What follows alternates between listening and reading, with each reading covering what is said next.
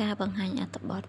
ប្រភេទជារឿងប្រភេទអក្សរសិល្ប៍ប្រឡូមលោកមនោសញ្ចេតនាបែបសម័យទំនើបអ្នកនិពន្ធជាស្នាដៃរបស់លោក រីម គីម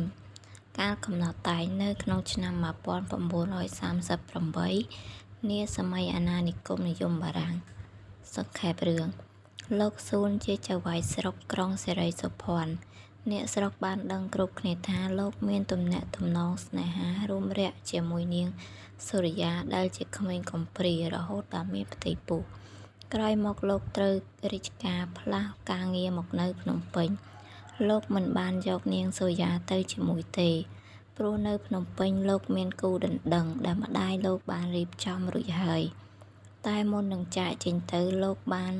លួងលោមនាងសូរិយាព្រមទាំងប្រគល់ចិញ្ចៀនមួយវង់ឲ្យនាង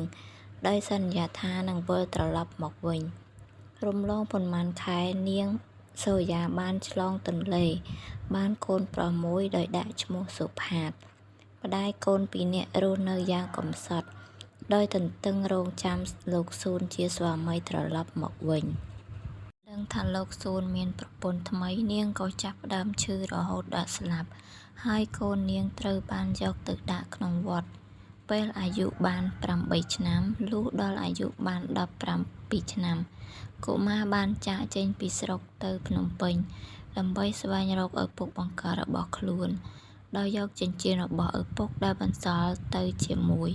ពេលទៅដល់ភ្នំពេញ សុផាតស្នាក់នៅក្នុងវត្តឧណាលោម ហើយបានស្គាល់ក្មេងម្នាក់ឈ្មោះ ណារិន ក្រោយមកលោកអធិបតីដែលជាឪពុកធម៌ណារិន យល់ព្រមឲ្យសុផាតស្នាក់នៅជាមួយ សុផាតគឺជាក្មេងប្រុសម្នាក់ដែលឆ្លៀសវៃ សុភាពរាបសារ ជាហេតុធ្វើឲ្យលោកអធិបតីស្រឡាញ់ដូចជាកូនបង្កើត ទំនប់បំរុងសុផាតរហូតដល់បានរៀនចប់ខ្ពង់ខ្ពស់ ថ្ងៃមួយក្រោយពេលសុផាតងូតទឹករួចភ្លេចចិញ្ចៀននៅក្នុងបន្ទប់ទឹក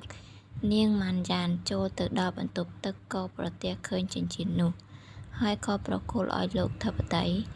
លោកធិបតីជាលោកស៊ូនក៏ជ្រាបដឹងថាសុផាតជាកូនបង្កើតរបស់ខ្លួន ហើយក៏បាននិយាយប្រាប់ភរិយាទុកជាការសម្ងាត់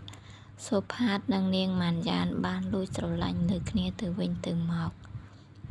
នាងអូរីជាកូនក្រមុំអ្នកជិតខាងចាប់អារម្មណ៍លើរូបសុផាត បើទប់គេជាស្ត្រីពុំបាន ក៏ឡើងទៅបន្ទប់សុផាតទាំងយប់ តែត្រូវបានសុផាតប្រាប់ឲ្យនាងចាកចេញ នាងម៉ាន់យ៉ានប្រទះឃើញទិដ្ឋភាពបែបនេះក៏អស់សង្ឃឹមដែលខ្លួនបានចាប់ចិត្តទៅលើបុរសបែបនេះ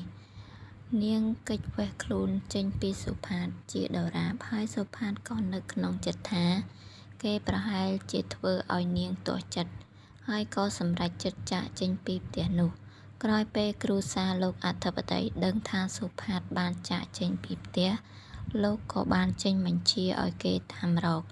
ស្រាប់តែក្រុមនគរបាលរកឃើញសារសព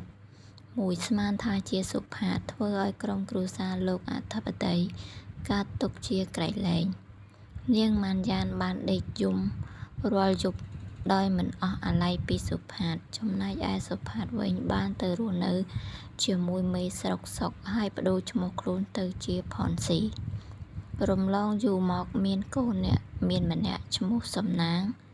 ក៏បំរុងនឹងចូលស្ដីដណ្ដឹងនាងម៉ាន់យ៉ាន ក្រោយមកនាងម៉ាន់យ៉ានបានទៅជួបនឹងសុផាតនៅផ្ទះរបស់មេស្រុក នោះដោយស្មានថាព្រលឹងខ្មោចសុផាតមកតាមរកនាង នៅថ្ងៃដែលនាងរៀបការ នាងលោតសម្រាប់ខ្លួននៅមាត់ទន្លេ ប៉ុន្តែត្រូវបានអ្នកនេសាទជួយសង្គ្រោះ ពេលនោះហើយដែលសុផាតបានជួបនឹងនាងម៉ាន់យ៉ានម្ដងទៀត ហើយនាំគ្នាភៀសខ្លួនទៅខេត្តស្វាយរៀង ដោយសារតែសុផាតធ្វើដំណើរត្រឡប់មកភ្នំពេញវិញជួបគ្រោះថ្នាក់ចរាចរណ៍ ហើយនាងម៉ាន់យ៉ានធ្លាក់ខ្លួនឈឺយ៉ាងធ្ងន់ធ្ងរនៅឯខេត្ត អ្នកទាំងពីរត្រូវបានបញ្ជូនទៅមន្ទីរពេទ្យនៅឯភ្នំពេញ ហើយជួបគ្នាដោយចៃដន្យនៅទីនោះ នាងម៉ាន់យ៉ានត្រេកអរជាពន់ពេក បានរៀបរាប់ដំណើររឿងប្រាប់សុផាត ពួកគេទាំងពីរមានសេចក្តីស្រឡាញ់លើគ្នាយ៉ាងក្រៃលែង ទីបំផុតលោកស៊ួនបានរកឃើញអ្នកទាំងពីរ ហើយបានប្រាប់ពីការពិតដល់សុផាត ហើយលោកអធិបតីក៏បានរៀប ចំពិធីអាពាហ៍ពិពាហ៍ឲ្យពួកគេទៅតាមប្រពៃណីហើយរស់នៅជួបជុំគ្រួសារយ៉ាងសុខសាន្តពីពេលនោះមក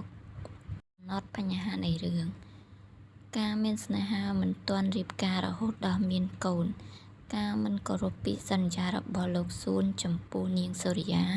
ធ្វើឲ្យសុផាតក្លាយជាក្មេងកំព្រា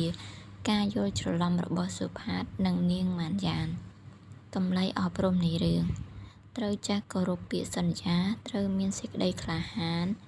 មានភាពស្មោះត្រង់ចេះគិតពិចារណាមុននឹងធ្វើអ្វីមួយត្រូវមានស្នេហាស្មោះត្រង់